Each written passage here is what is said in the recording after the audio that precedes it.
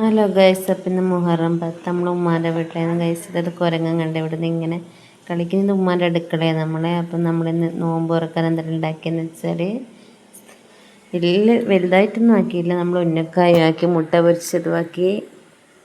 അപ്പം ഗൈസ്, നമ്മളെ മിറ്റൂസിന് നദിയുള്ള നോമ്പായിരുന്നു. ഭയങ്കര ക്ഷീണിച്ച് നല്ല.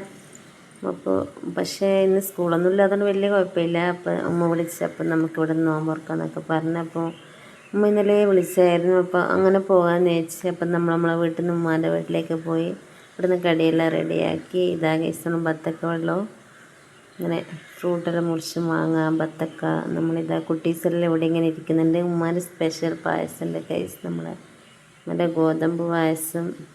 പിന്നെ നമ്മൾ ജ്യൂസായിട്ട് നമ്മൾ ബത്തക്ക വെള്ളം ആക്കിയത്.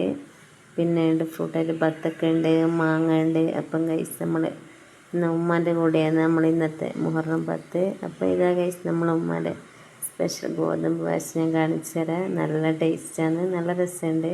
ഞങ്ങൾക്ക് 2-3 ഗ്ലാസ് കുടിച്ചിട്ടുണ്ട് ഗൈസ്. എനിക്ക് ഗോതമ്പ് പായസം ഭയങ്കര ഇഷ്ടമാണ്.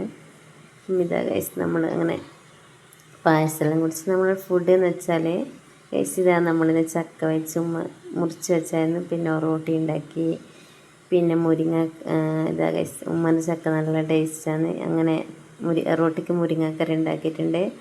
അപ്പം അയില മുളകിട്ടത്. അപ്പം നമ്മൾ ഇന്ന് ഇറച്ചി ഒഴിവാക്കിയിട്ടുണ്ട്. നമ്മൾ ഉമ്മ എന്തായാലും ചിക്കൻ കൂട്ടൂല.